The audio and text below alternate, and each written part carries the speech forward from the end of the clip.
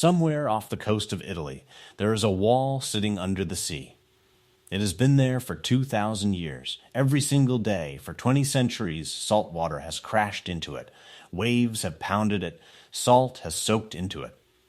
That combination, salt water and time, is the enemy of almost everything human beings have ever built. And yet, this wall has not crumbled. In fact, here is the strange part. The scientists who study it believe that it is not slowly falling apart at all. They believe it has been getting stronger. Slowly, quietly, for 2,000 years. Now think about that for a second. Because if you have ever seen a modern concrete bridge, or a parking garage, or a highway overpass, you already know how this usually goes. You have seen the cracks, the rust stains bleeding down the sides, the chunks that fall off and get roped away with orange cones. We build things today with the most advanced materials in human history, and a lot of them start falling apart in 50 years. The Romans built with mud, ash, and lime, and their work is still standing.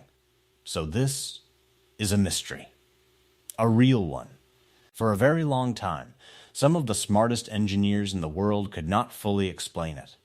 They looked at Roman concrete, and they could see that it worked, but they could not say exactly why.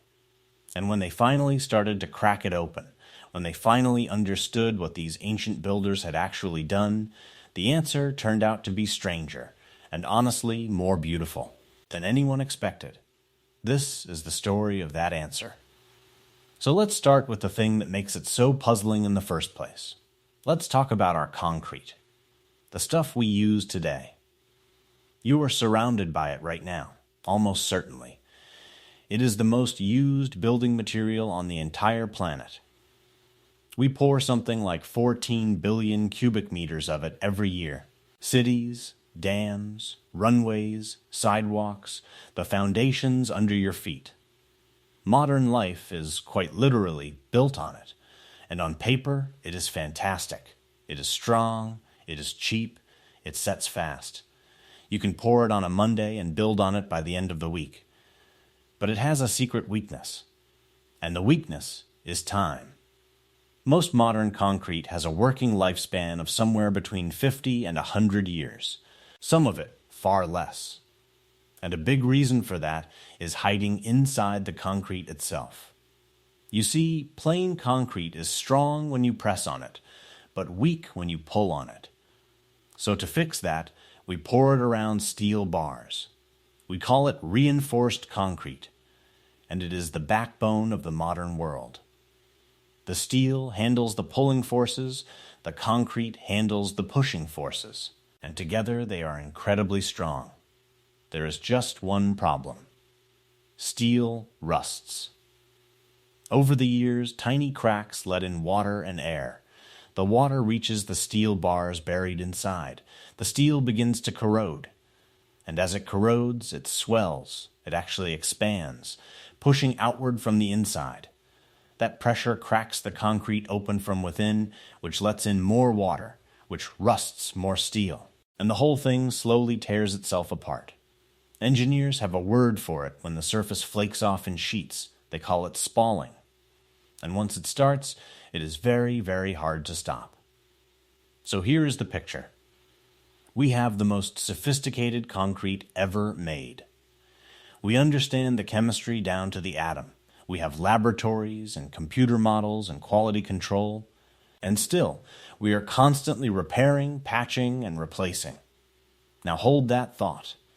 Because we are about to travel back 2,000 years to a group of builders who had none of that, and somehow did better.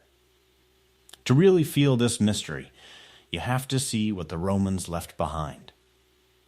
Go to Rome today and walk into a building called the Pantheon. It was finished around the year 126 under the Emperor Hadrian, and above your head when you step inside is a dome.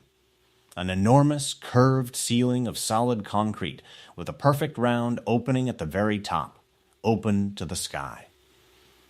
Here is the incredible part. That dome is still, to this day, the largest unreinforced concrete dome in the world. not the largest from the ancient world. The largest, period, nearly 1900 years later.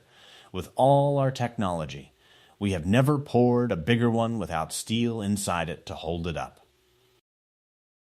And the Romans did it with no steel at all, just concrete, shaped and balanced so perfectly that it has held its own weight, through earthquakes and storms and the rise and fall of empires, for almost 2 millennia.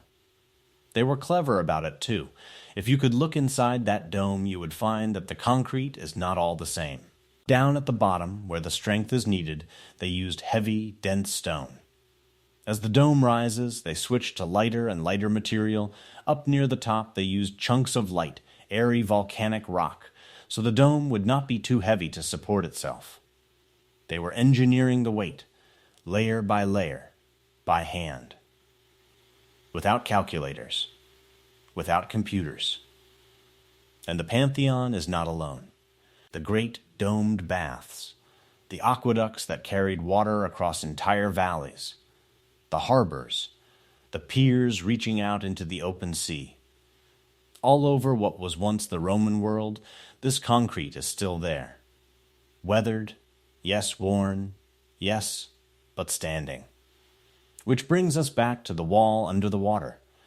Because the marine structures, the ones built directly in the sea, are the most astonishing of all. Saltwater should be the worst possible place for concrete. It is where our modern concrete dies fastest. For the Romans, it seems to have been exactly the opposite. So what on earth was their concrete actually made of? Let's open it up. The Roman recipe starts with something you already know. Lime. To make lime, you take limestone and you heat it. You heat it in a kiln to a very high temperature for a long time, and that heat drives off gas from the stone and leaves behind a new material, a hot, hungry, reactive powder. Builders have used versions of this for thousands of years. It is the base of a lot of ancient mortar. But lime on its own is not the secret. The secret is what the Romans mixed into it. Volcanic ash. Specifically, they prized a certain kind of ash from the region around the Bay of Naples, near the town of Pozzuoli, in the shadow of the volcanoes that shaped that whole coastline. The ash from there was so good for this purpose that we still use a version of its name today. We call materials like it pozzolana. Now, why does volcanic ash matter so much? Because it is chemically alive. When you mix that ash together with the lime and water, they do not just sit there and dry. They react. The ash and the lime reach for each other, and they lock together, growing new mineral structures right there inside the mixture, binding the whole thing into an artificial stone. And this is a genuinely different process from just letting mud dry in the sun. The Romans were not drying their concrete. They were growing it. They were kicking off a slow chemical reaction that would knit the material together, tighter and tighter, over months and even years. They mixed all of this with chunks of rock and rubble, the aggregate, the filler that gives concrete its bulk, and they packed it into wooden molds and layers. They did not pour it like a liquid the way we often do.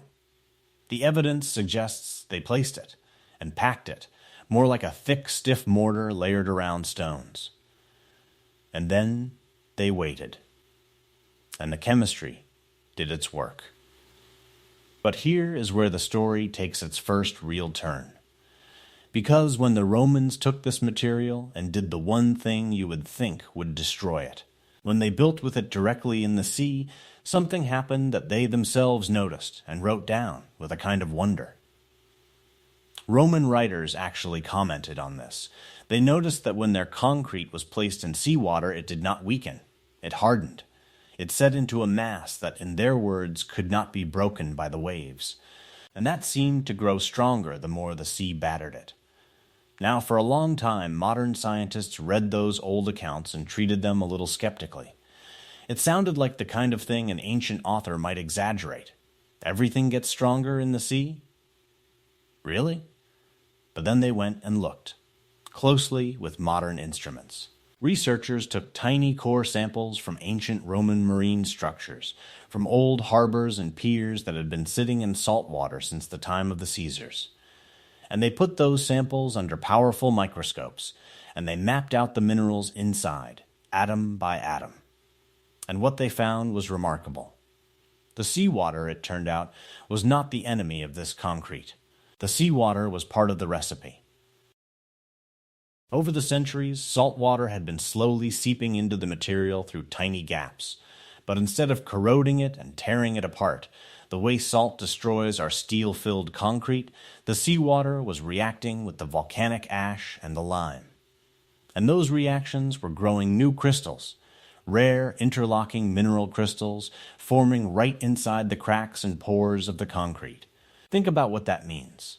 In our modern concrete, water finding its way inside is the beginning of the end. In Roman marine concrete, water finding its way inside was the beginning of new growth.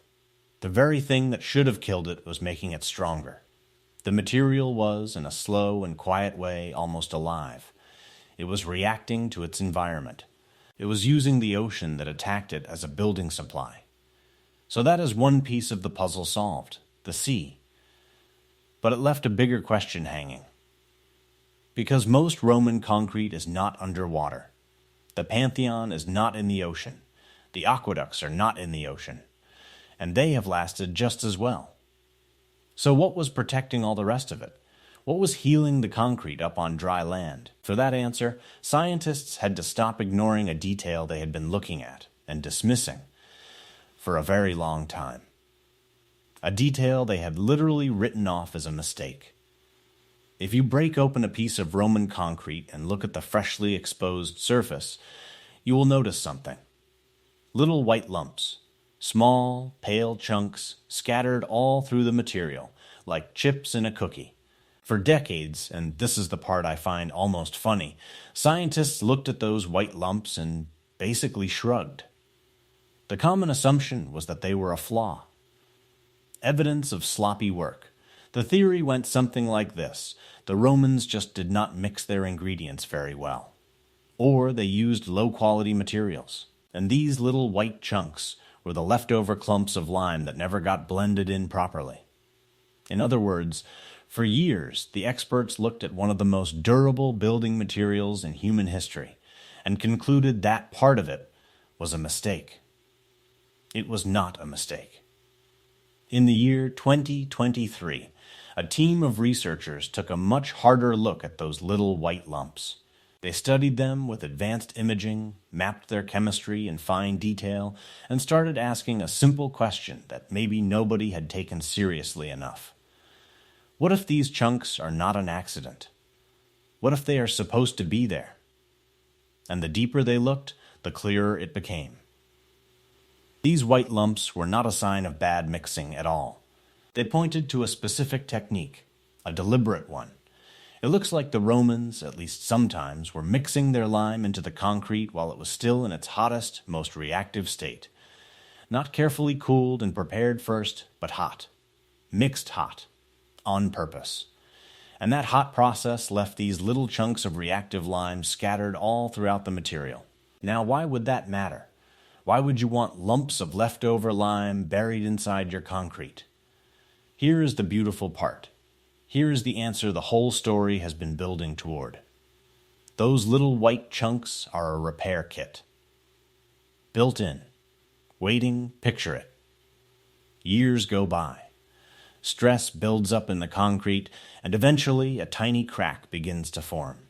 In our concrete, that crack is a death sentence, it lets in water, and the damage spreads. But in Roman concrete, watch what happens. The crack forms, and it tends to travel right toward one of those little white lumps of lime, because they are a natural weak point, so that is where the crack goes. Then water gets in, and it seeps down the crack, and it reaches the lump. And the lump wakes up. The water reacts with that reservoir of lime. It dissolves it and carries the calcium along the crack. And then, as it settles, it hardens again. It recrystallizes into new mineral, filling the gap and sealing the crack shut, sometimes in a matter of weeks. The concrete heals itself. A crack forms, water gets in, and instead of spreading, the damage triggers its own repair. The wound closes, and the little white lumps that scientists spent decades dismissing as a mistake turn out to be the very thing that lets this material survive for thousands of years. Researchers even tested it. They made concrete the old way, with those lime chunks, and modern concrete without them. Then they cracked both and ran water through the cracks. The modern sample just leaked straight through, forever. The Roman-style sample sealed its own crack, and within a couple of weeks, the water stopped flowing. 2,000 years later, in a laboratory, the old recipe still worked. So at this point, there is an obvious question sitting in your head. I know it is, because it was sitting in mine. If Roman concrete is self-healing and lasts for thousands of years, and even uses seawater to get stronger, why on earth are we still building with the stuff that rusts and crumbles in 50 years? Why don't we just go back to the Roman recipe? And the answer is not that we are foolish. The answer is that we made a trade. A very deliberate one. And to understand it, you have to think like a builder with a deadline and a budget. Our modern concrete has one enormous advantage. Speed. Modern cement sets hard, fast, and predictably. You can pour a foundation and put weight on it within days. On a huge construction project where every single day costs an enormous amount of money and labor and equipment and time, that speed is everything. It is the whole game. Roman concrete is the opposite. It is slow. It gains much of its legendary strength over months and years and decades. That reaction we talked about, the one that keeps knitting the material tighter over time. It is wonderful for durability, but it is agonizing if you are trying to finish a building this year. Then there is consistency. Modern cement is standardized. A bag of it in one country behaves almost exactly like a bag of it on the other side of the world. Engineers can predict its strength with precision, sign off on it, and build safely. Roman concrete depended heavily on specific volcanic ash from specific places with natural variation. It is much harder to standardize, much harder to guarantee. And then there is the steel. Almost everything we build today, the tall towers, the long bridges, the wide floors, depends on steel reinforcement to handle the pulling and bending forces. Roman concrete was brilliant in compression when it was being pressed, but it was not designed for the kind of stretching and bending loads that steel lets us handle. Our entire way of building tall and thin and long is built around reinforced concrete. So this is the trade we made. We chose fast over long-lasting. We chose predictable over durable. We chose the material that lets us build a skyscraper in a year, even if it means we will be repairing it for the rest of its life. And for a long time, that trade made total sense. But lately, people have started to wonder if we got the balance wrong. Because making our modern cement comes with a hidden bill. Producing it releases an enormous amount of carbon dioxide. By some estimates, cement production alone accounts for around 8% of all human carbon emissions in the world. And every structure we build to last 50 years is a structure we will have to tear down and pour all over again. So now, researchers are looking backward to move forward. They are studying these ancient techniques, the self-healing lime, the volcanic ash, not as a history lesson, but as a possible blueprint. Imagine concrete that repairs its own cracks and lasts for centuries and needs far less repair and replacement. That is not just an old Roman idea anymore. It is one of the futures people are actively trying to build. There is one last part of this story that I keep thinking about. When the Roman Empire fell, a lot of this knowledge fell with it. The recipes, the techniques, the hard-won understanding of which ash to use and how hot to mix it, much of it simply faded away in the centuries that followed. For a very long stretch of history, nobody in that part of the world was building concrete anything like the Romans had. The skill was, in a real sense, lost, and it would be well over 1,000 years before the modern world rediscovered concrete and began slowly to catch back up. Think about that gap. 1,000 years. People walked past the Pantheon, past the standing aqueducts, past these impossible structures, for 1,000 years able to see that it was possible, but no longer knowing how it was done. And that, to me, is the real feeling at the heart of this whole story. It is not that the Romans were smarter than us. They were not. We understand the chemistry now in ways they never could have dreamed of. They did not know why their concrete worked. They could not have told you about crystals and calcium reservoirs and self-healing reactions. They found something that worked through generations of patient trial and error, and they built with it, beautifully. What gets me is simply this: knowledge is not permanent. Something can be discovered and used to build wonders, and then lost so completely that it takes the world 1,000 years to find it again. We tend to assume that human knowledge only ever moves forward, that we always know more today than we did yesterday. And most of the time, sure, that is true. But this ancient concrete is a quiet little reminder that it is not a law of nature. Things can be forgotten. And sometimes the most advanced idea in the room is a very, very old one, waiting patiently under the sea for someone to look closely enough to understand it. So the next time you walk past a crumbling overpass with its rust stains and its orange cones, think about that wall under the water. Still standing. Still healing itself. Quietly, after 2,000 years. We are only now learning to build the way they did.